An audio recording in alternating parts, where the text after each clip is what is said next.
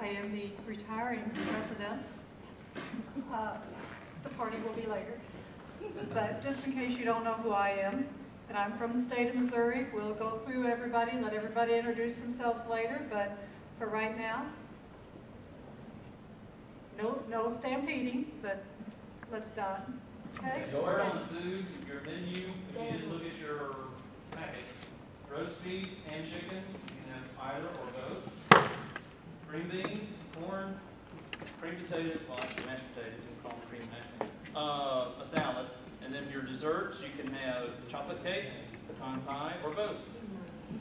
And eat all you want, because we can't take it with us, and it's buffet. Eat all you want. Yummy.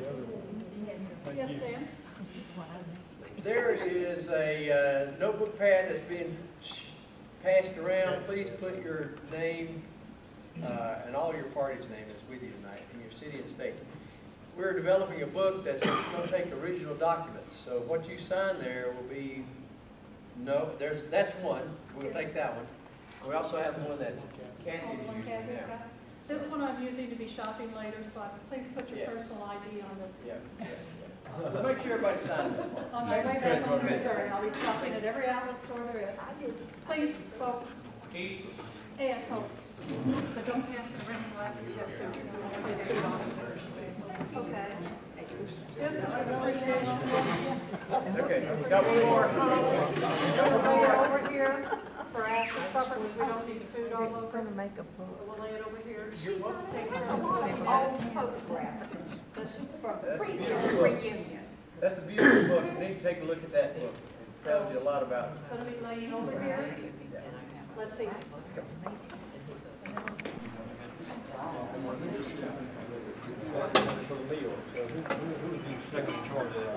going to be here. Here, yeah. Okay. They said that fly would need much. What you doing? I don't know. You don't know, I'm gonna throw this. My mother was a server.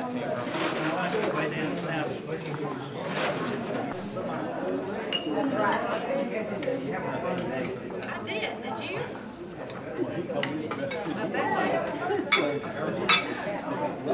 That's a win-win situation. Welcome everybody here.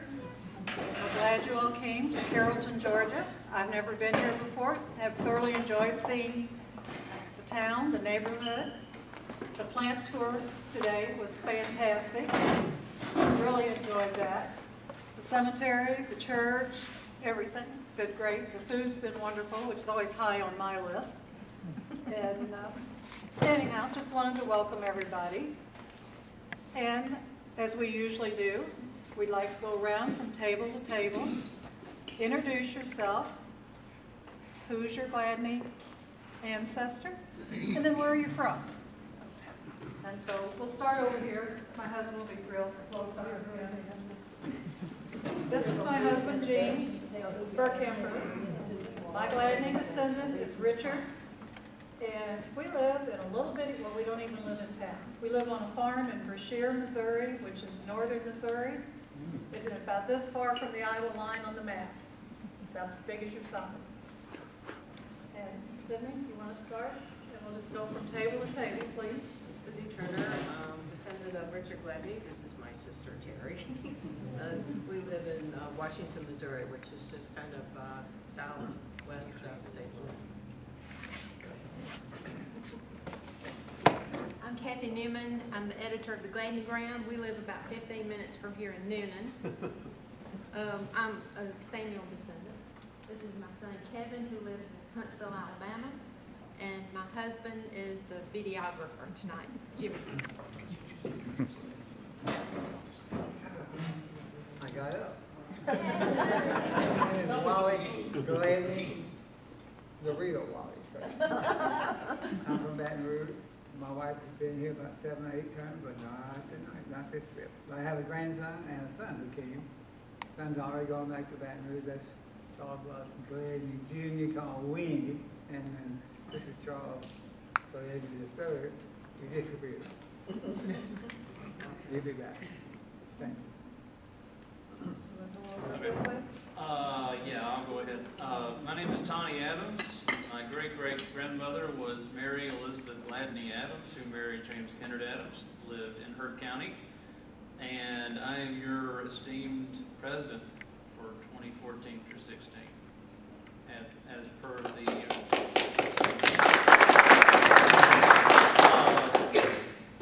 after we do the introductions, I'll do some thank yous and some announcements, but we'll move on.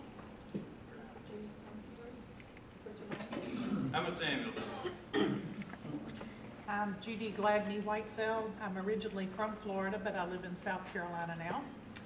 And this is my mother, Lucille Gladney. She still lives in Florida. And we're from the Thomas group. Thomas. Yay! Wow. Both of us. I'm Sue Gladney Haney. I'm from the Samuel line, and I live in Calvin, Georgia. I'm Elaine Gladney Lane, and I'm from the Samuel line, and I live in Dallas, Georgia. I'm Sue Gladney Austin. I live in Noonan. I'm from the Samuel line, and Lemuel was my great-great-grandfather. Well, my great-grandfather. And I belong to her. And this is Bill. I'm Tom McCann. My grandmother was Nancy Isabel Gladney. She married James Dennis McCann. I have two sons, Thomas Gladney McCann, John Robert McCann, and Jacob Seth McCann. We live in Peachtree City, Georgia. We descended from Samuel.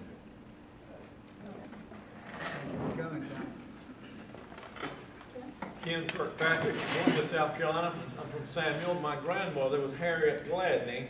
She married John Henry Kirkpatrick. That was my paternal, my daddy's mother, Harriet Gladney. Samuel. I'm Pearl Richards Judah from Newton, Alabama. I am a descendant of Mary Estella Gladney was my mother. My grandmother was Etta Pearl Gladney, and granddaddy was Samuel Jack Gladney. And I think they're buried in Sherfield. My mother and daddy moved to Mississippi, and we kind of lost contact. And this is my first reunion. I don't want to say that. And my husband, Henry. And he's one of these people that I don't care for reunions. I know who I am, I know who my mom and daddy were, and I know where I'm going. DNA, you've done wonderfully well. I can't hear very well, so I haven't heard most of what everybody said. I hope you can hear me. Yes, we can. My name is Rossell Adams Beckett. We have the same great-great-grandparents, Tony and I. She has pictures of our great-great-great-grandparents, which I got really excited about. I wish I had my scanner. Anyway, I'm kin to the Samuel line. I live in Canton, Georgia, but I've lived all over the world because I was a military wife. Now I'm retired. I'm Kathy Adams Jenkins, Rebecca Kathleen. I'm descendant of the Samuel line. My great-grandmother was Mary Elizabeth Gladney Adams, and that's how we're kin to Tony. Our great-great-grandparents were Lemuel and Frances Gladney. I wasn't born in Heard County, but we're pretty much raised there, and that's home to me now, and I'm happy to be here. I, too, am from the Samuel family, and my name is Melba Hyatt Templeton. I'm from LaGrange, Georgia. My mother was Harry Eunice Adele Gladney Hyatt. Her parents were, and my grandparents, William Zachary Taylor Gladney and Fanny Harris Gladney. William Zachary. This will confuse you because we find out we have the same name. Melba, and I'm Melba. In fact, we have the same middle name, Jane, but I'm Melba Davenport Smith. And my mother, Geneva Gladney Davenport, was a school teacher in Whitesburg for many years. You may have known her. The old Gladney house from 1904 when Samuel Calvin Gladney, my grandfather, and his wife Mary Jones Gladney moved there and had my Aunt Alice, who's been to many reunions. Alice Fuller died a couple of years ago at 106. And then my mother, Geneva Gladney Davenport, and then her sister, Ezell Harper, Ezell Gladney Harper, and then my Uncle Cecil, that you may remember from previous reunions, Cecil and Polly. And my husband, Michael, and I are now back at the old Gladney home on the 3 acres that are left of all that land that Papa used to own out in Carrollton, but we are renovating it. Uncle Cecil got to come back and live with us last year, so he enjoyed that. And I have brought a book here that you had given to him in 2001 when the reunion was in Carrollton last time. It has a lot of pictures of people from way back. I think Wally's in there from many years back, and from the old Winnsboro cemetery and so on, so you might enjoy that. But I'm just very glad to be here because this meant so much to Uncle Cecil and Polly, and to my mom and Alice. Thank you, Mel. Yep, I'm going to jump in right here. Sorry for my turn.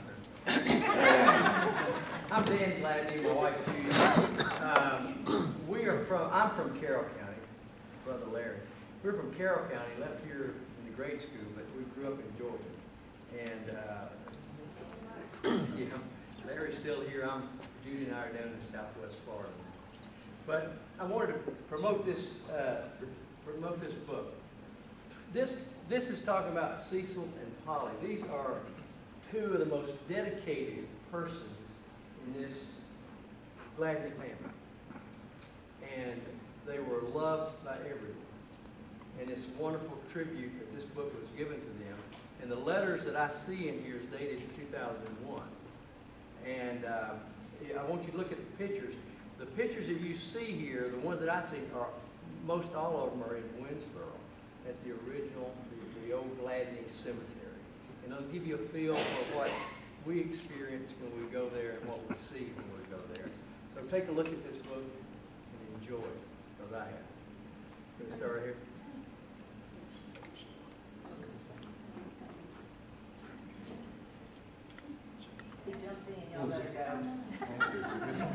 I'm Dan Panel. I'm from Weatherford, Texas. I'm from the Samuel line. And my great-grandmother was Marietta Gladney. She married Elias Washington Panel, and they had 14 kids. Oh, wow. I am from their son, my grandfather, Oscar Panel. And Marietta was his mother. Interesting thing that when I'm doing my genealogy, I've been doing it for 40 years. One of the things that I found looking back in South Carolina at Winnsboro, I can see one of my great-grandfather's land grant where it says Panel and over here it says Gladney. So even back in the 1700s, here they knew one another, but yet they didn't get married until they were both in Lineville, Alabama. So we've known each other, our families known each other for a number of years.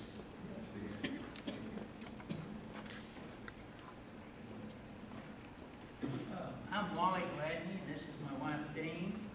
We live in Lexington, Kentucky, and I wanted to point some things out. I come from the Samuel line, and he was buried in South Atlanta at Winnsboro. He lived 62 years. My next grandfather came to Georgia, and he lived to be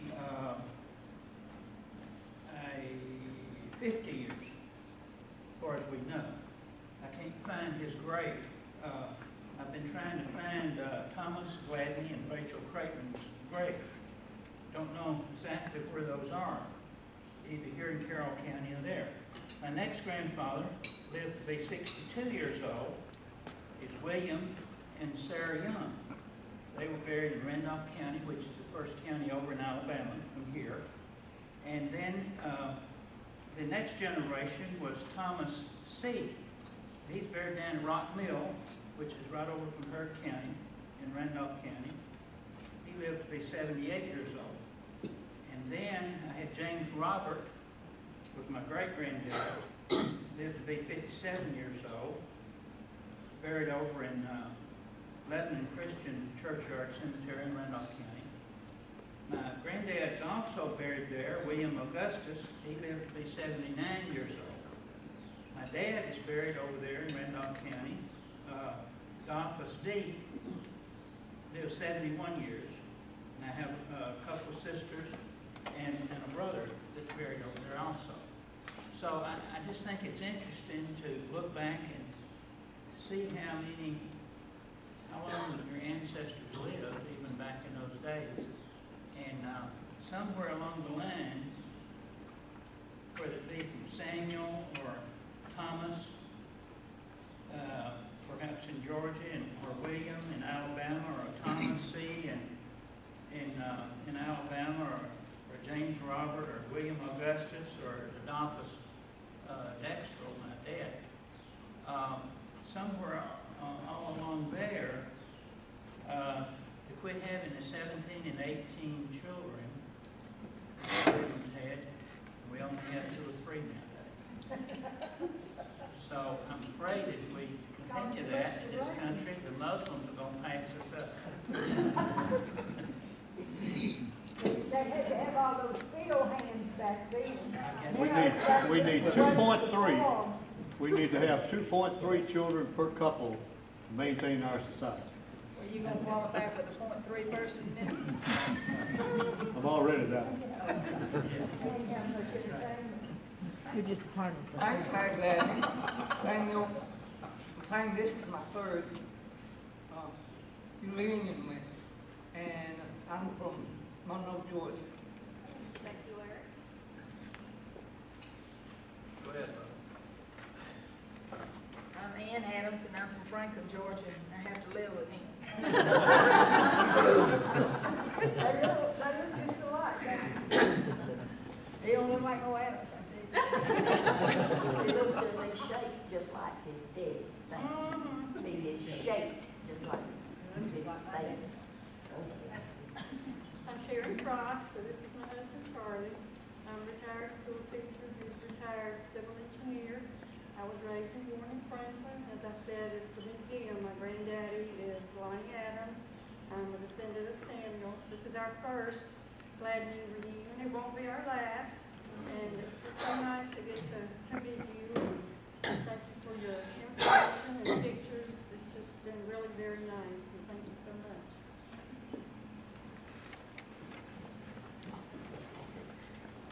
I'm Janice Sakehouse. This is my husband George, and we live in Charleston, South Carolina.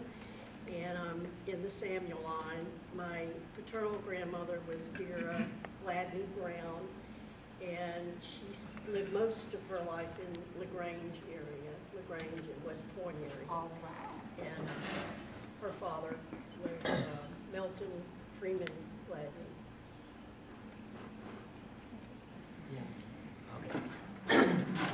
I'm Tim Johnson. This is my son, Tim Johnson. We're the Samuel descendants. We live in Sanford, Kentucky, and my mother's Ruby Gladney. Tim takes care of all the computers.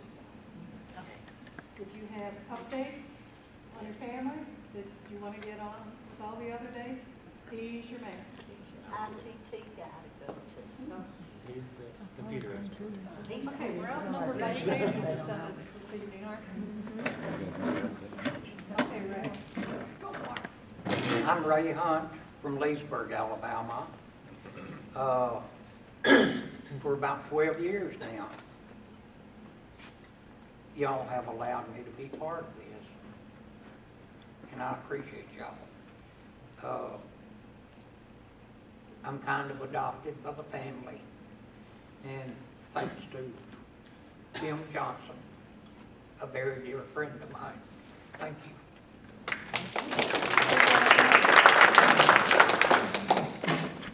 Okay, a few things we need to fill you in on at a board meeting. And all of this will come out in the minutes in the Gladneygram, but this is hot off the presses, so you can find it out first. We had to do a little updating, etc.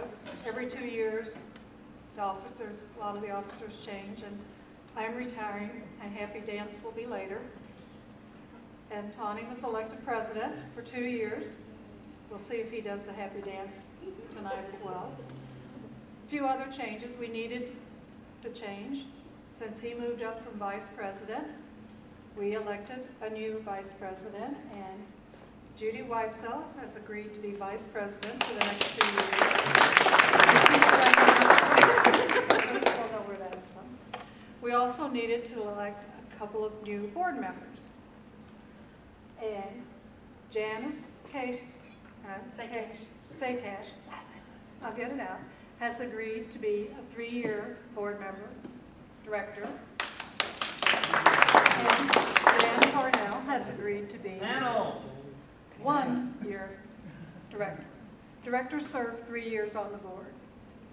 And in order to, since Judy moved up to vice president, there was 1 year left on her term, and that's why the different 1 year, 3 year, whatever. And then the really big one, this fine gentleman right here, Mr. Wallace, has been our treasurer for quite a few years. Forever. Yes, he's president, vice president, treasurer, chauffeur, more, All around. a really good guy, and he loves barbecue. I know, you buy barbecue anytime we go in. Has decided to retire, resign, what's the right word? Something like that. Kind of like quit.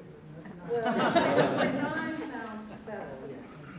Anyhow, he's decided it's time to move on to a different chapter.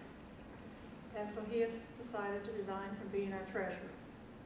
And now's when I choke him because he convinced me to take his job. So we want to thank him. So now you're going to have a happy dance. Yeah, he's going to do the happy dance. But we thank him for all the things he's taken care of for us. And I'll be there. okay. Starting tomorrow. Tomorrow? You all be on the road. You might need some money on the road. It's a long way back to Missouri. Anyhow, thank you, Wally, for everything you've done and all your support.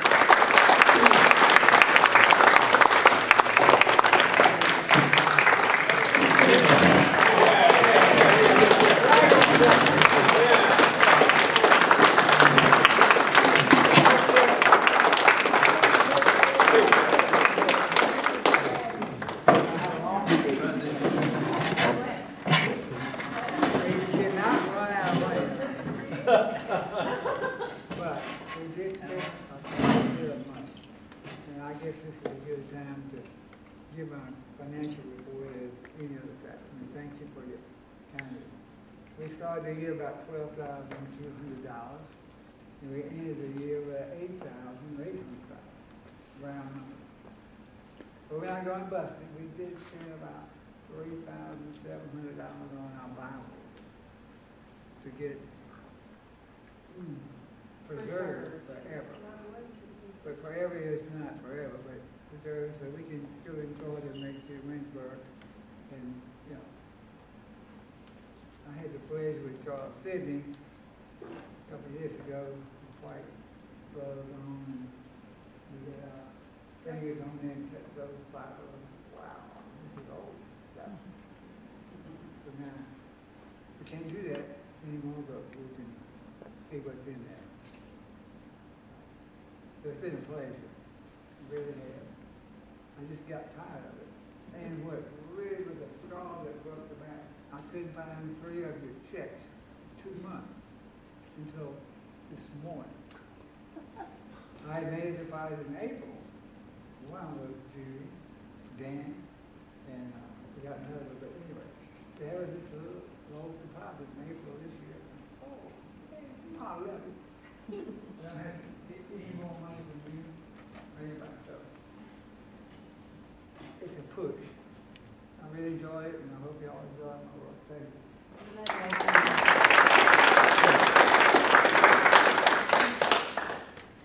Couple of reminders.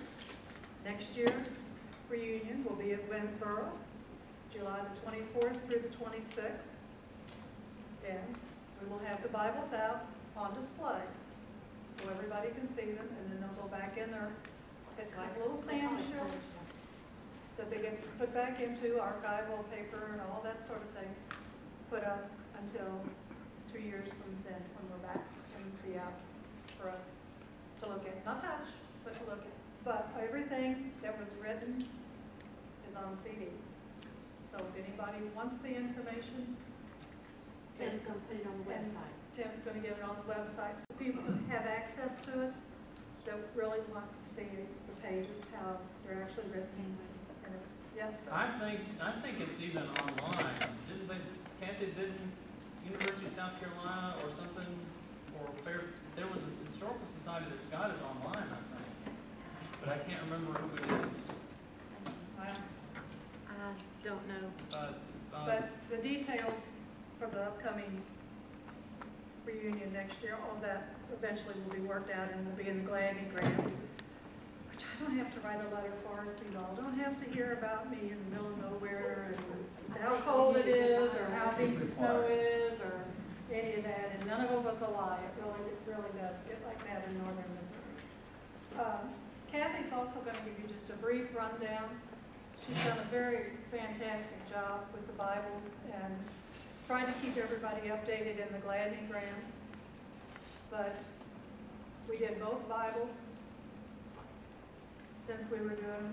They did a fantastic job for, you know, I think it's very reasonable, and one of our goals is to try and preserve these kind of things for the next generation and the next generation and so forth.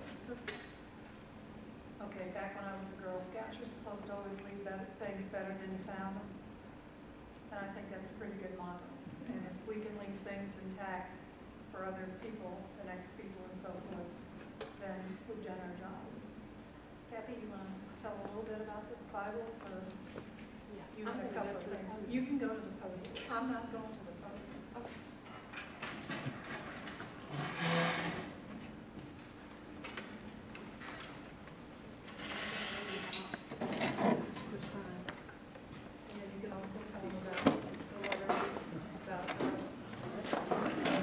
The Bibles were preserved by a specialty company, and I've got here the information from them telling exactly what they did. There was nothing added to the Bible, nothing taken away. They were just preserved as they were. So if you'd like to look at that, I'll leave it up here. And also, my project this year was to have a couple of the gravestones from Winnsboro repaired. That work has been completed. It was completed the first of last week. And I have pictures of the two graves that were damaged. One was for Eliza Gladney, and one was for Hugh Gladney, both in the Winnsboro Cemetery. And I have before pictures. I do not have after pictures yet. The man that repaired it did not take a picture to send to me. But I think Ken has seen them. You've seen them since they were repaired? I have not since it's repaired. Okay, maybe you can send me. I will do that. Okay. I'm gonna go up there next week. Okay, good. I have a couple of letters, well, not really letters, emails from people who could not make it here tonight, and they wanted me to let you know why. Larry Ivins sent me an email from him and his parents, Reed and Virginia Ivins. It says, "Greetings from Tennessee. I was really looking forward to the reunion this year, and I made reservations to attend. Unfortunately, Dad fell getting into the car last Wednesday and was bruised and sore for several days. It's getting harder and harder for me to take them out of state. Therefore, we have decided that it would be a wise decision not to attend this year. We will miss seeing all of you." And Jean and Betty Bond, Betty says, "I do wish we could attend this year. Jean ended up a week ago having to have a pacemaker put in, and he is still considered a cardiac patient. We were fortunate to have no heart attack or stroke, but restrictions are plenty, no driving, lifting, raising arms over shoulder. About all he can do is breathe. Tell everyone I send lots of love and miss everyone. Wish things were different, but at 83 and 85, I guess we are fortunate to do as well as we are. If our Lord is willing, we will be at the Winnsboro reunion in 2015. I miss so much going to the cemetery as much as we were able to do all those years, not just for reunions, but going just to visit." Paul Thompson. I had hoped that I could be at the reunion this year, but things have come up and I'll be unable to attend. I would like to get from Tim Johnson the latest database. I'm working on my family genealogy, and the Gladney database will be a great place to start. I do not have the contact information to Tim, so Tim, I sent him your email address. Trudy Garner. She says, Kathy, thanks so much for keeping me in the loop regarding our Gladney family. I had hoped I might be able to make it this year, but I will not. My family, young and older, are all involved in so many things, and I don't feel comfortable driving through the Atlanta traffic. My family will meet me at the airport. They no longer want me to drive out of town. I still drive around here in our curvy mountain roads, but I know that will stop someday soon. Hope all goes well at the reunion, and you all have a great time. And then Don and Gail Smith say, we had an unexpected change of plans and cannot attend the reunion. We hope we will be thinking of you and wishing everyone good health and safe travels. So those people should be in our prayers and thoughts. Should I go into the grave? We had an issue come up. I was putting together some information for the Ireland trips that people may want to take, and Julia Kerr Glenn, who used to write the Gladney Ground in the 90s, sent me a letter and asked me to read it in front of the group. She says, in March of this year, 2014, my daughter Tori Corrigan Strack and I traveled to Ireland and toured the Republic of Ireland and Northern Ireland. I was stunned at the changes in both of these countries since my last trip there. Nothing looked the way I remembered, and this was my third trip. We flew into Shannon, Ireland, rented a car, and drove ourselves around for a week, then arrived in Dublin a couple of days before St. Patrick's Day. Then on the 18th, we went to Belfast and on to Ballymena, to the First Presbyterian Church where the Gladneys are buried. I remembered Ballymena as a charming little village with smiling children in uniforms, friendly red-cheeked citizens, and window boxes filled with colorful flowers. In 1997, I located the spot that had been called Kirckaldy, which was now indistinguishable. Ballymena appeared to have doubled in size, yet felt compressed. I drove the length of the main street 4 times before Tony spotted the church. The first time I went to the church in 1997, I didn't know for sure that the Gladneys were buried there, but it was the only Presbyterian church within miles and prominently visible, so I felt it was worth a search. We parked the car on the busy street and entered the church grounds. I went directly to the graves, which were very easy to find. They are some of the oldest on the church grounds and have a small iron fence around them. I was excited to be there again and to have my daughter there with me. The grounds are very well maintained and very clean. However, I was surprised when I saw the graves. The ground was sunken and the engraving on the stone seemed to be slipping away. My first thought was that the graves are in danger of being lost. Almost as quickly I realized there was a solution. This is a project for the Family Association.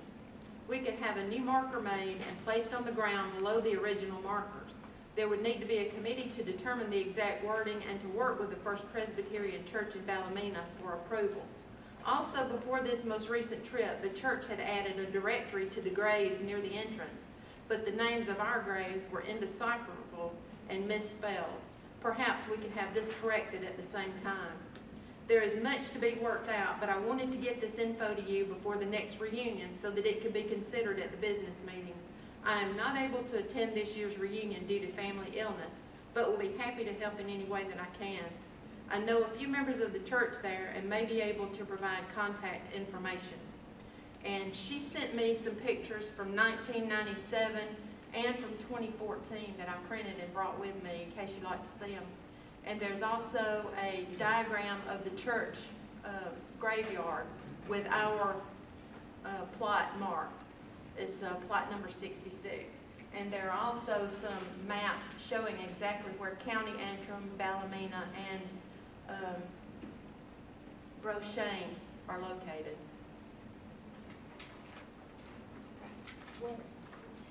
That's all, Madam President.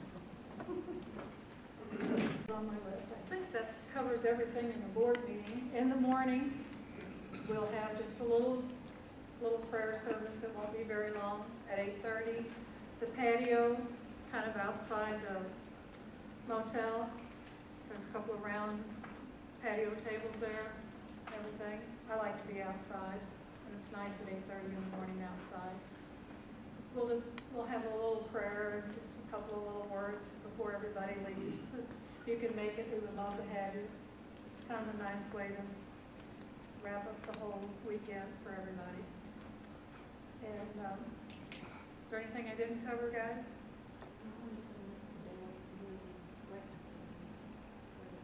Oh, okay. It's just right outside the breakfast area. You can go out that door too. Just right. It's nice. And it's shaded there. It's a really nice place. Does anyone else have anything they would like to bring up? Yes, sir. Stand up. Okay. I got up again. When you were talking about the lake in Ireland, Kincaid, my nephew had been there, taking pictures out of Dr. Will. He would like to come next year to Winnsboro and make his presentation again. He got the film and the people. See that nice man in the suit with the tie over there? He'll be glad to hear you got a program already lined up. But now, this thought about getting those graves cleaned up and put real markers down there, that costs money. Right. So, the technique, in my opinion, would be to have an assessment voluntarily. Anybody want to build $25 over? Once we get a plan, then we'll ask for money. So probably next year, we'll have a plan. Whether or not we think we can collect side money from those who want to contribute to the grave sites in Ireland. There are some places in Scotland the same way. I bought from St. Andrew, before they went to Northern Ireland. Okay, so more research will be done on that. That's all I wanted to say. Be prepared to get beaten down by me to get some money from you. No. I need treasure. Go. He told me to do it. I'm going to turn the program over to our new president, Tony Epps.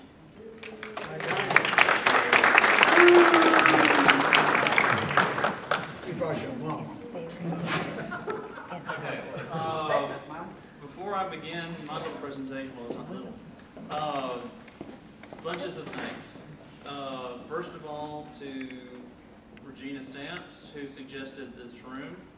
Thank you, thank you. She's not here. She wishes she could have been, and I wish she could have been. A big thank you to Christy Garrett, who was so nice to help us out at Plant Wansley. I don't know. Those of you who missed the tour, it was a really good experience. I had been on it before, but not since they redid all the slideshow since I've been there. A third thanks to Wally for helping me out with the list of names and knowing how many people are coming. And a big help to Kathy, because a big thank you to Kathy who helped me get the food ready for Friday night, because I couldn't have done that by myself. I'm not a foodie. A thank you to the staff of the facility, because they can't hear me. I don't know about you, but it was good. I liked it. Sorry about no bread. I don't know how I missed that, but sorry. See, who else do I need to thank before if I forget to thank someone, it's not because I forgot you, it's because there's a lot going on.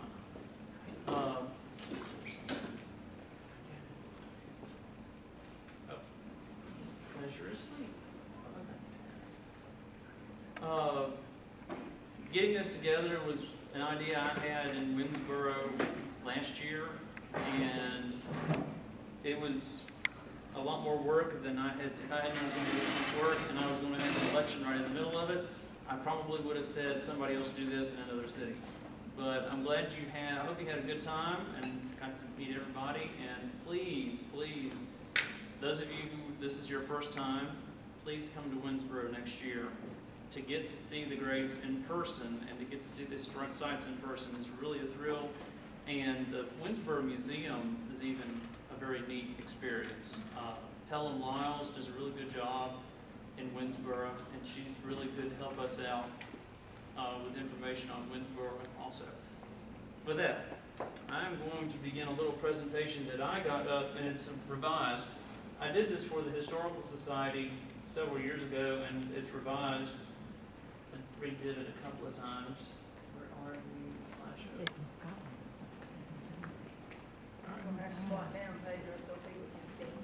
Long around. And this is Gladney and related families from our Livingston range. Okay. Well, we were talking about Scotland a while ago, and I went in and did a little bit of research on the name in Scotland. And it turns out that there is an actual Gladney village. It's a little town, it's a little village here in the town of Ceres in County Fife, Scotland, which is not far from St. Andrews, the home of the golf. There is also a landmark. It was known as Gladney House in Kirckaldy, which is also in County Fife. It was the home of William Robertson and later a renowned architect whose name was William Adam, and it's now demolished, but the site is still known as Gladney Square, and we'll get to see that shortly. And then whenever I put in Gladney County Fife, I also found somebody's old coal mine that they call Gladney's Pit, which is an extinct coal mine near Culross, and I want to show you the approximate side of that shortly. This is Scotland, and this is the home of golf, St. Andrews. This is County Fife, which I believe is where most of some of our Gladneys may very well have originated. So we were lowland Scots, not the Highland Scots, we were lowlands. And as you zoom in, we see the old course of St. Andrews, and this is Coupar, and this is where Gladney Village is in relation to St. Andrews. Now, Kirckaldy is down here, with Gladney Square its side is, and you'll see in a moment that the Gladney's Pit site is actually closer to the coast, well actually not the coast, but the waterway between Scotland and England, and it's down here. But we'll see that shortly. First the fourth. That's right. This is an overhead view of the village of Gladney. There's Coupar Road. It takes you to the town of Coupar. And they call this Gladney, but this is the village of Gladney. Bird's eye view thanks to Google. Google Earth is for the great spying tools of all time. This is the village of Kirckaldy, and this is a zoom in of the former site of Gladney Square. And the house that was there is, of course, now gone, but this is Gladney Square in Kirckaldy. There's a marker there. This is the marker. This is this marker right here. Dedicated to Robert Adam, who's a famous architect, and his son was also. Okay, this is Gladney's Pit. And to give you an idea of where you are, Firth the Forth is here, but here is Gladney's Pit. And it's a little site there in the south of Scotland. And to give you an idea of where we are on, and you can also see this is actually some fill-in that they did in the south of Scotland where they did a lot of coal mining. They would fill in after they finished the coal mines. So that's what you're seeing here. Okay, we're getting ready to go to Ireland from Scotland. And no Gladneys are mentioned in the Ulster Scots Hearth Money rolls for 1663 to 1669. So that tells us that they were not part of the plantation, which was a great migration perpetuated by King James I from Scotland to Ireland, because they were trying to take over the Irish. And so King James I moved people from Scotland to Ireland. And that was part of the Ulster Scot movement. And what I believe is, in the 1690s, in particular in Scotland, there were a lot of famines in the lowland Scots area. And so I believe what happened is the possibility of some of the Gladneys going to Ireland from Scotland to escape the famines.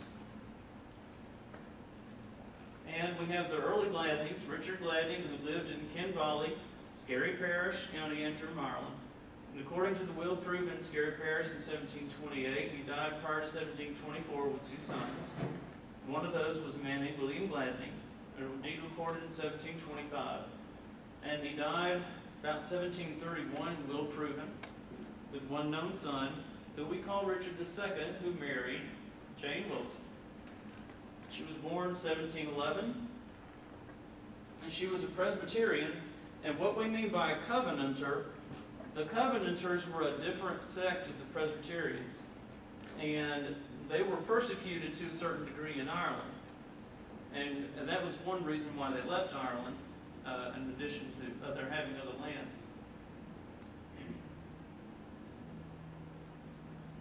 And here we have Ireland. The Northern Ireland is up here. We see Ballymena and Larne. This is where they sailed from. So we have County Antrim in the northern corner of Northern Ireland. And that's a better view. As you see Larne on the right and Ballymena. And that is the general area of Ireland from where the Gladneys originated in Ireland. The French and Indian War in South Carolina was called the Cherokee Wars. And what happened was the South Carolina legislature wanted to form a territory between the coast and the mountains, whereby they were settling more people as a buffer between the Indians and the coast. And so in 1761, the South Carolina legislature passed what is called the Bounty Act of 1761.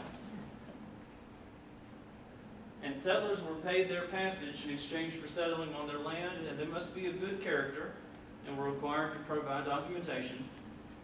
And there were some gentlemen in particular, their names were John Torrens, John Gregg, and John Poe. They promoted the act in Ireland and Great Britain to urge settlers to go to South Carolina. And the reason that they were in such want of people going to South Carolina is because they were making money off of those passages. Now, some different reasons why they might have left Ireland. Basically, they just wanted a fresh start. Jane Gladney had lost her husband, he had died, and she had a family that was there with her. And we really don't even know when Jane got to Charleston. And she arrived with 2 of her sons, Richard and Thomas. And Samuel arrived with his wife, Agnes McCright, and his sister Mary and brother Joseph aboard what was called a snoo. That's how you pronounce it. It's not pronounced snow. It's pronounced snoo, and it was called the James and Mary, January 12th, 1768. And so we are approaching, in a few years, the 250th year of Gladneys in America. The clerk of the assembly reported the following to the Council of South Carolina: in pursuance of His Excellency the Governor's directive, I have this day been on board the snoo James and Mary, John Moormaster out of Larne, and administered oaths to such of the poor Protestants as were of age who had lately arrived into this province, on encouragement of the bounty given in the act of the General Assembly of the province passed July 25th, 1761. And in that list of names was Samuel Gladney, Mary Gladney, and Joseph Gladney. And so the Gladneys came to the United States, of what was in the colonies. Excuse me.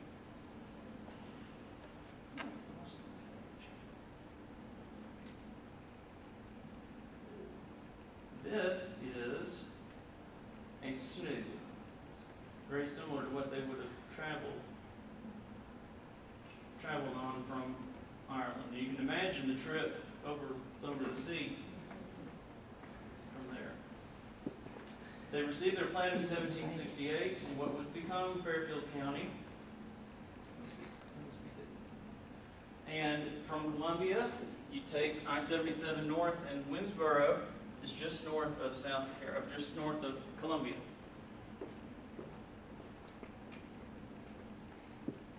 And there is the town of Winnsboro. This is Jackson Creek Road. The cemetery is off of this road, the Gladney Cemetery. And not far from here is also the Old Rock Church, which we'll discuss, and we'll see some pictures of that shortly. Now, in addition to the Gladneys from Ireland came the Russell family, which we're tied in on my Samuel leg James Russell arrived from County Antrim, Ireland, and was granted 300 acres in 1771. Now, James Russell, when he first got here, became what they used to call the regulators.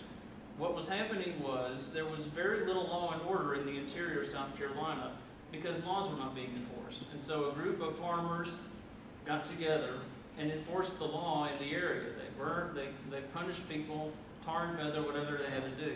And they got in trouble for it, but they called them the regulators. Eventually, the government promised to establish the court system in the interior of South Carolina in exchange for their peace to start leaving people alone. Now, this was taking place in 1771. Now, James Russell was a skilled mason, and he donated the land, material, and skills to build what became Jackson Creek Presbyterian Church. And this is the church as it stands today in Winnsboro, in the Winnsboro area. And these are the ruins of the church, but it's amazing that it's still there after the 1770s.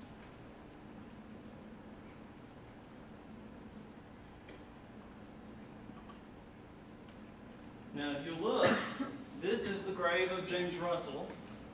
He's buried beside the ruins of the church, very close. He was born in Ireland about 1742 and died October 5th, 1805.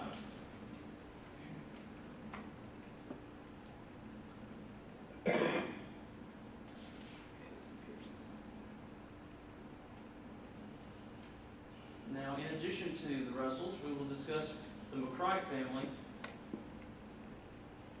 They were also escaping religious persecution, and their leader, William Martin from Ireland, called for immigration to America to escape religious persecution.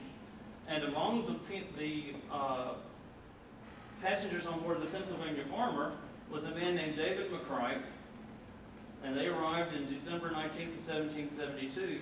And ironically enough, their descendant Agnes had already gotten to South Carolina with Samuel. They settled in the Winnsboro area, and they constructed what they called the McCright House about 1774. The exact date of the building of this house is really unknown, but it is one of the oldest houses in Winnsboro, and it's all put together with wooden pegs and timbers. It is not put together with nails, and it's on the National Historic Site list. The National Register of Historic Places. It's called the McCright House, and it's now owned by the town of Winnsboro. At the time that we were there last, they were using it for an art society. But I will point out a couple of things that you'll notice about Winnsboro if you ever go. Winnsboro is known for their blue granite. And everywhere in town you go, you see these blue granite posts. And those were the posts on the street back in the old days. Everywhere you go, you see the blue granite posts. And that is a rock that Winnsboro is known for. In fact, there's a quarry not far from Winnsboro in Fairfield County. And this is the designation of the National Register. And William McCright was a skilled carpenter. This was a table he made that's on display in the Winnsboro Museum. And it's very interesting. It can fold, it can turn over and fold for storage. I thought that was kind of neat. In addition, the McCright family was responsible for bringing in the clockwork for the Winnsboro Clock Tower, which is in Winnsboro. This is also a National Historic Register building. And it's the major landmark in the center of town in Winnsboro. Now we get a little bit of American history. We all remember the Sugar Act, the Stamp Act, the Townsend Acts, and the Tea Act. And as it turns out, Charleston also had their own Tea Party, like Boston did in 1773. And then the Intolerable Acts in 1775. Early hostilities in southern colonies, limited skirmishes between Loyalists and Patriots. But the British decided to change the theater of operations to put more pressure on Washington in the north by starting to go where they thought they could have more progress, because they thought there were more Loyalists in the south. So they began to attack in the southern colonies. And the British actually had initial success by capturing Savannah, and then they also captured Charleston in May of 1780. And in addition, they also had two major battles at Waxhaws and Camden in August of 1780. And the ironic thing is, one of my and Melba's ancestors, a man named Henry Talley, also fought at the Battle of Camden. Tony, did you say Talley? Talley. T-A-L-L-E-Y? Following the British and Loyal successes, Cornwallis set up his headquarters in Winnsboro in October 1780. And from there, from Winnsboro, he would send out raiding parties to the surrounding countryside, and that disrupted the daily life of the people of Winnsboro. And while he was in Winnsboro, Cornwallis lived in one of the townhouses, and that townhouse still stands, but it's been heavily renovated. But this is what they called the Cornwallis House in Winnsboro. And there's also a marker in the central park that designates the headquarters of Cornwallis at the time that he was in Winnsboro. And later on in 1780 and 1781, the Patriots won the battles of Kings Mountain and Cowpens. And after the Battle of Cowpens, Cornwallis left Winnsboro because he was having battles with Nathaniel Greene. And after due to the success of Nathaniel Greene against Cornwallis, Cornwallis turned toward Virginia, and we all remember what happened after that. Cornwallis went to Yorktown and was captured at Yorktown.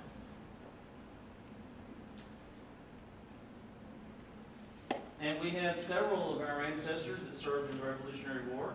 Samuel Gladney served in Captain Edward Martin's company, Colonel Richard Wynn's regiment for 40 days, and allowed 2 of his horses for service. Richard Gladney also had a Revolutionary War record, as did James Russell. And the McCrights, several of the McCrights became very popular due to their Revolutionary War record. This is the marker at the beginning of this driveway at the Gladney Cemetery. And when we go to Winnsboro, you'll actually see this marker. It designates the driveway that goes to the cemetery.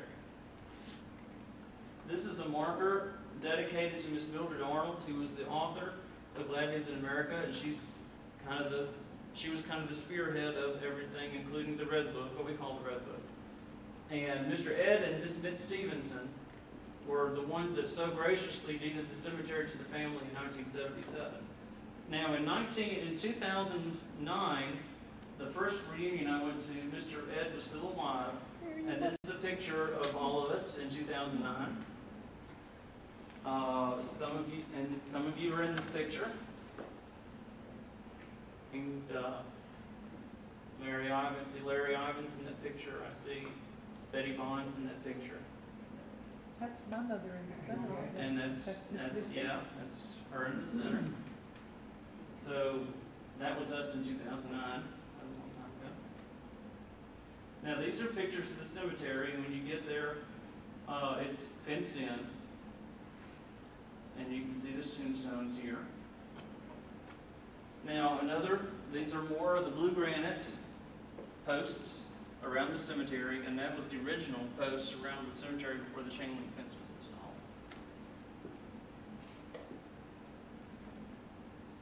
And there's Larry Ivins doing some reading while he's looking at the cemetery. And you'll notice that there are a lot of blank spaces between. And that's one thing we were thinking about at the officers' meeting today, is perhaps doing an archaeological survey of the cemetery at some point to determine if perhaps some of those spaces might actually be graves that are unmarked. Bear in mind that before this was cleaned off completely, that there were trees and it was very, very overgrown until it was cleaned off. And it did not always look like this. This is what it looks like now, thanks to the efforts of the family. And especially Ken. Ken gets all the admiration of us for taking care of the cemetery every year. Pleasure. Good job. Thank you. Sir? It's a pleasure and honor. Thank you. This is Joseph Gladney. This was the first grave in the cemetery, and that's why we have the reunion in July, is because that's when the Gladney Cemetery was begun. He died in July 76 during the Revolution.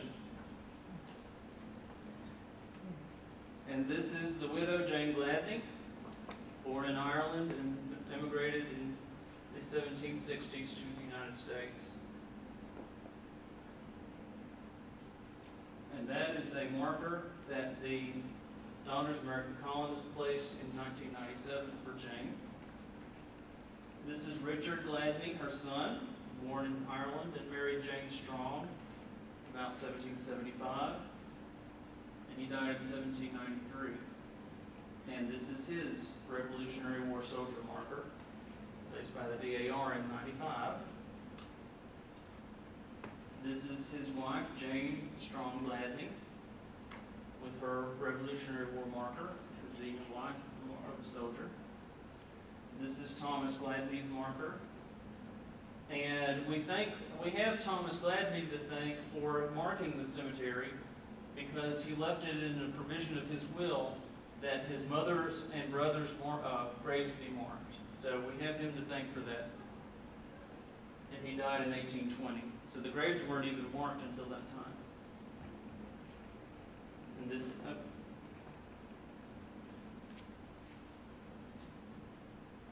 and then this is his wife, Nancy Agnes Martin, and that is a marker that was placed by the family because her first marker was lost. And this is my direct line. This is Samuel Gladney, born in 1737 and married Agnes McQuarrie in Ireland and died in 1799. And he is the ancestor of our Kirk County Gladneys. And this is Agnes McQuarrie Gladney. This marker was also placed by the family after the fact because her marker was lost. Agnes and Samuel and Agnes had a son, number 6, named Thomas Gladney. He was born about 1774, and he married Rachel Crichton about 1793. Now, there is some question about his death date. He is not in the 1820 Fairfield County Census. However, there's a possibility that there may be records of his purchasing land in Henry County after 1820. And his family followed the Russells to Henry County and purchased property. Rachel Crichton Gladney was born about 1768 in Ireland. We do not know who her parents are, and they had 6 children, Samuel and William, who purchased property in Henry County and later moved to Alabama.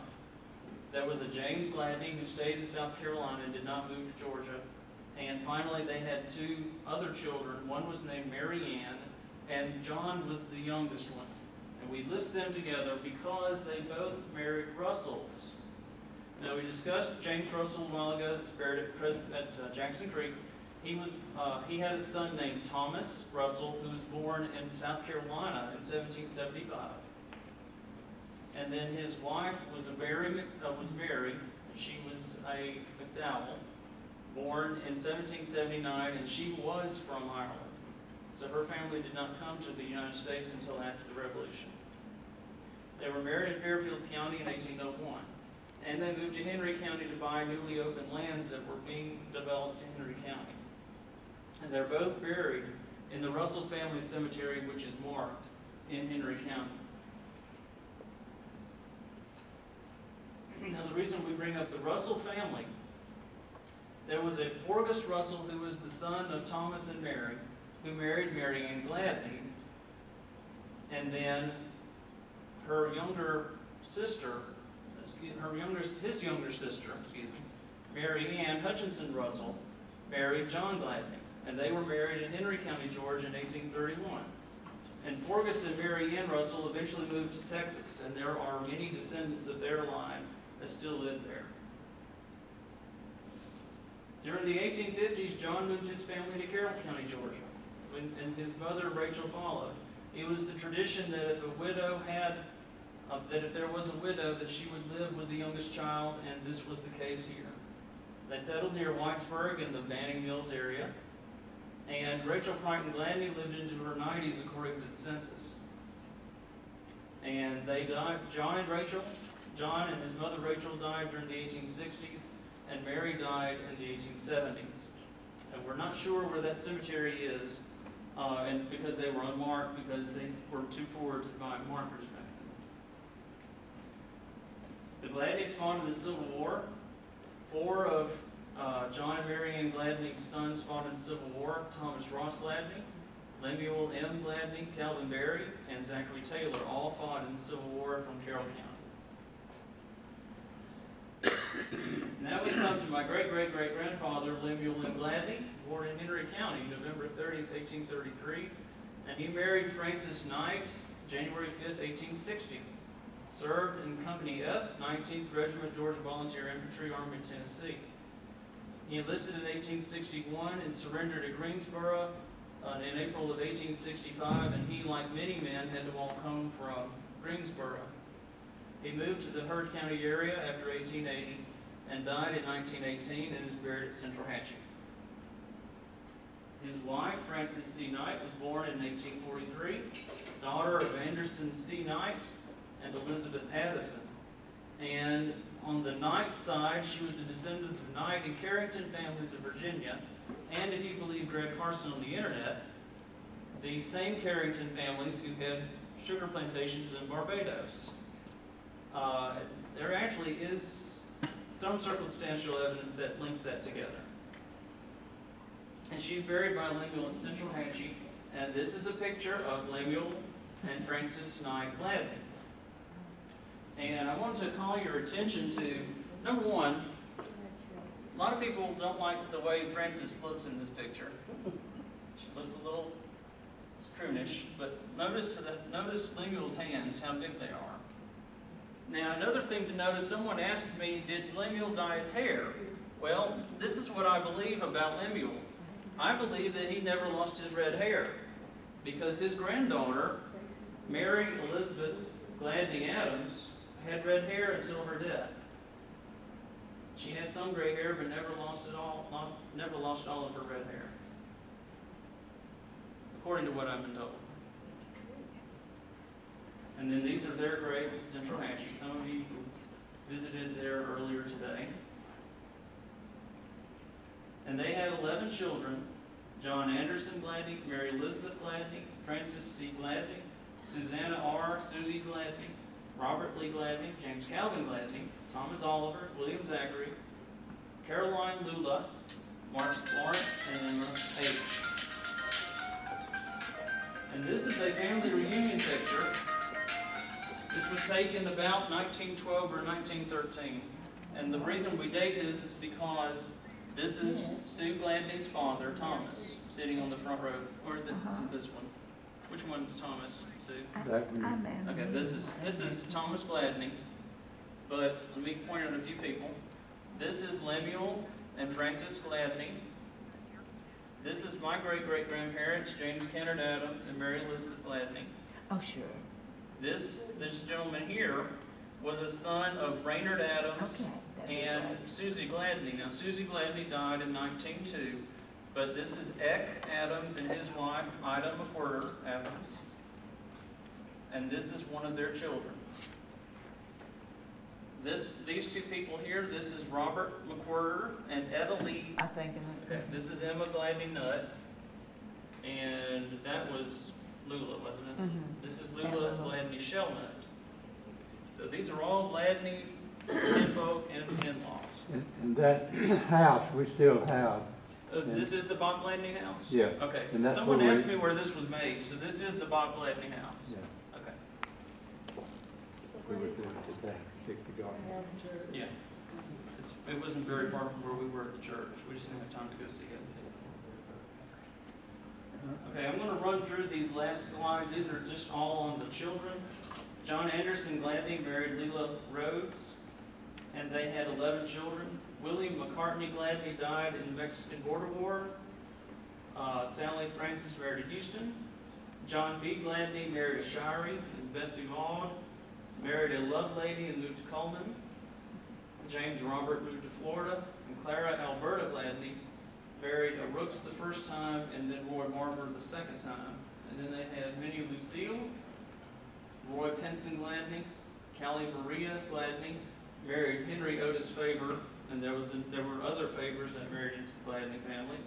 And then they had 2 daughters that are buried at Yellow Dirt Baptist Church, which we didn't get to visit today, but it's the church on the plant grounds that we were at earlier today.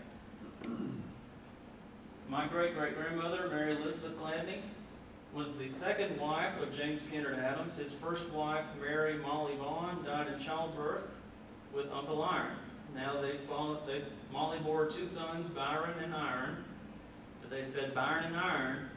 Then James met Mary through his brother, Brainerd, and Brainerd had married Susie Gladney, Mary's younger sister. And whenever they decided to name their children, they had fun with names. Lenny, Looney, Lonnie, Tawny, Johnny, and then they had twin girls. Uncle Lenny married at least 3 times and lived in LaGrange. He had 5 children. Uncle Looney married Loney, Estelle Ely. So there's more fun with names. There was Uncle Lonnie, Uncle Looney, and Aunt Loney. You better watch it there, Slim. Uncle Looney died young, leaving 7 children, and Rossell and Kathy are some of his descendants. Then there was Uncle Lonnie, who married Miss Josie Favor. He served as Franklin Police Chief, and for a brief stint, lived in the jail as the Chief Law Officer until special election could be held. Then Mr. Tawny, then, so what? And that is Sharon's grandfather. Then Tawny Alvin Adams, who was my great-grandfather, that's my namesake, married Mary Elizabeth Hyatt, who was a farmer and a barber in Central Hatchie, had 2 children. Then Uncle Johnny married Pauline Vaughn, and he moved to Fulton County and had 8 children. And then they had twin girls, Viola Berta and Iola Roberta Adams. And Iola Roberta died in infancy, but Viola Berta was married Perry Mosley Vaughn, and Pauline Vaughn and Perry Vaughn were brother and sister. It's very common for brothers and brother and sister, sister brother, brothers married sisters, whatever, marrying their technique. Frances C. Gladney died as a child. I believe she's probably buried in the same cemetery as John and Mary Ann and Rachel Gladney. The 4th child was Susanna R. Gladney, and I believe that she was named after one of the Russell aunts, which would have been one of Mary Ann Hutchinson Russell's sisters. She married Brainerd R. Adams and had 6 children and died young. She died in 1902. And then after her death, Brainerd married Sadie Buttram, and they had 6 children. And more fun with names. Eck Adams, who married Ida McWhirter, and Etta Lee, who married Robert T. McWhirter. They were sister-brother, married brother-sister. And as I mentioned earlier, was murdered by Robert, who then committed suicide, leaving 5 surviving children. And those children were distributed throughout the family. One lived with their Uncle Eck, and 2 of them were old enough to move on with their lives. But they were spread out among the family after the tragedy. Then they had 4 more children: Laura Bell Adams, who married Andrew Jackson Hyatt, Anse Adams, who married Marty May Street, and Naomi, who married William Luther Wilson, and Serena, who married Henry Grady Shirey. If you go through the Gladney names, you'll find common last names: Hyatt and Shirey and Favor. All the different families in Vaughn and Nutt and Shellnut, all the families in Central Hatchie married into one another. So it's almost impossible to find anyone in Central Hatchie that you're not related to in some way or another. Robert Lee Gladney married Betty Archer, and that is Miss Sue Gladney Lofton's grandfather. They had 2 children, and they had 1 infant that died and is buried at Eden Grove. And then they had Mr. William Thomas Gladney, who married Orly Williams. And it was Uncle Bob who gave much of the information on Lemuel for the Gladneys in America book. And he lived and farmed in Central Hatchie. James Calvin Gladney married Ex Porter, and they had 12 children. Francis, who married Hardy, Jasper, who died in infancy, James Ezra, who was sheriff for 6 years in Byrd County. he married Lydia Nutt. Ruth Gladney married Homer Payne. Jackson Leon Gladney, who married Newell Stevens. Jewel Gladney, who married Irene Arrington. And then he married his second wife after her death. Then there was John and Quillian and Ira. Ira Gladney married Travis Ray, and she continued to live in Central Hatchie. Their son just recently passed away, Tommy Ray. Then there was Vera, and Ira and Vera were twins, Lamar and Bonnie Moore. Bonnie Moore died before the age of 3. Thomas Oliver Gladney died at the age of 12 and is buried at Yellow Dirt. William Zachary Taylor Gladney married Fanny Harris, and their first child, Carrie Eunice Adele Gladney, married Herman Hyatt, and that is Melba's mother and daddy, Melba Hyatt Templeton. There was Herman Henry, Velma Lee, and Thelma Annie May, and Lemuel William Taylor Gladney, and Glenn Harris Gladney. Then Caroline Lula Gladney was the next child of Lemuel and Frances. She married George Jefferson Shelnut, and they had 3 children, Thomas Lemuel Shelnut, Ira Lou, and Anna Maud. And Anna Maud Shelnut recently died in 2003. She married Johnny Cornelius Hartgrove, and also married 11. The next child was Martha Florence Gladney. She married Richard Marvin Nutt Sr., and their first 4 children died as children, and then she had Marvin Jr., who they called R.M. Nutt, and they had 1 daughter, Elva. And Elva had 1 daughter, Patricia, who married Hollis Barber. A lot of you from Hurt County remember Miss Pat Barber, that was a teacher. And then the final child was Emma. She married John Arch Nutt, who was a cousin of R.M. Nutt. They had 5 children, Miss Levada Nutt, who married Joe Kite, Adele Nutt, Ira Estelle, and Philip Joseph Nutt, and then they had 1 son, Dillard, who died in World War II. Thank you.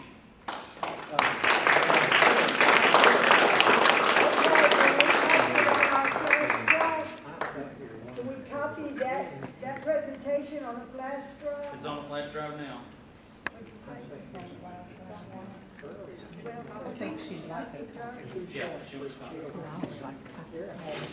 She couldn't hear it, Tommy. She really won't know it. I've got a question. This Bible that y'all were talking about, where did it originate from? Someone else needs to answer that question. Tell her the names of the Bibles, 2 Bibles. One was the Richard Gladney Bible. The other one is. The old one is the Richard. There's Richard and Thomas. Isn't it? Is that what Richard and Thomas Gladney? 2 different Bibles. Copy this video. I'm gonna make some DVDs at the end, so, thinking about putting it on YouTube too. No, one of them is the Richard. I don't know if she has YouTube. Well, Timmy asked, Timmy wanted to know. His daddy's the one, they do this all Thank up there. everybody for coming. Thank everybody for taking on new responsibilities. Well, yeah, and Yeah, I have to talk to somebody about that. But just, I think it's always nice to kind of end on a little bit of reflection. Like I told y'all last year, I'm not a speaker and I'm sure not a preacher. Well, I could give you a story, but just for a few minutes, think back to what kind of faith our ancestors had. Picture of that boat. Would you get on a boat that size and go from Scotland, Ireland, all the way across the ocean, not knowing what you're facing, what's to come? Kind of makes some of my problems look about this big. I don't know about you guys, but some of mine look that big. But a lot of it all goes back to faith, and our ancestors had a very, very strong belief in faith. Didn't always agree with their neighbors on their faith, but that's okay. That's one of the reasons they came here, and we should be thankful for all of them because it's the reason we can have our faith, whichever it is we choose. I, wish everybody safe travel. Think about everybody as they go back home. I don't know, hope you learned a little something, and made some new friends. Spread the word. We're a fun group. Sometimes we're not, but most of the time we're tolerable, I think. Yeah, we're tolerable. Always open to suggestions.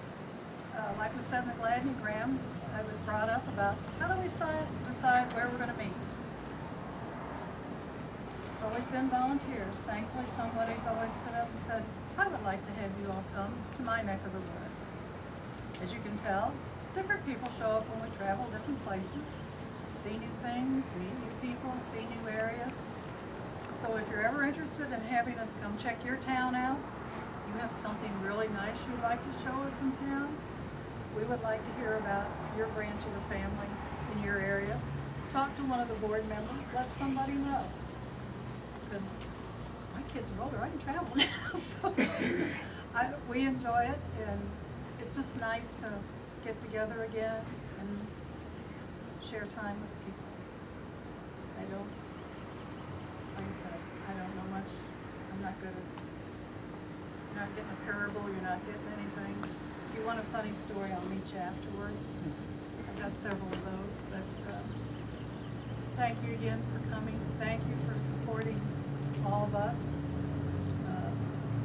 It's the joy to do it most days, unless you get a note from Kathy, but I need that tomorrow to go on the Gladney-gram.